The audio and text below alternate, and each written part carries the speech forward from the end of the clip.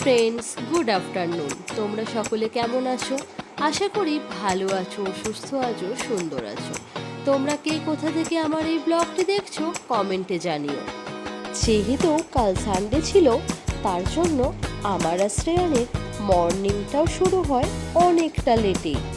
Daily তো ওর school যাওয়ার তাড়া থাকে, তাই ওর সাথে সময়টাই কাটানো হয় না। তাই আজ দুজনে একটু খেলা মজা করছিলাম।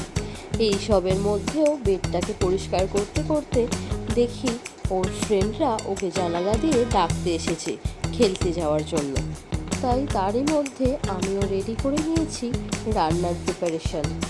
আজ যেহেতু সানডে, তাই ভাবছি একটু স্পেশাল কিছু বানাবো। যেহেতু হাতে খুব কম সময়ও আছে, তাই ভাবলাম আফগানি পোলাও বানাবো, কারণ এটি বানাতে খুবই কম সময় লাগে। আফগানি পোলাওয়ের টেস্টও না ভীষণ ভালো হয়। জানো তো, আমরা বাঙালিরা এটাকে তো আফগানি পোলাও বলি, কিন্তু হায়দ্রাবাদে এটাকে ওরা মান্ডি বলে। মান্ডি না, এখানে অনেক রেস্টুরেন্টেই পাওয়া যায়, কিন্তু মান্ডির বিশেষত্ব হলো যে রেস্টুরেন্টেই তুমি যাও না কেন, ওরা মাটিতে কার্পেট পেতে দেয়, সেখানে বসেই মান্ডি খেতে হয়।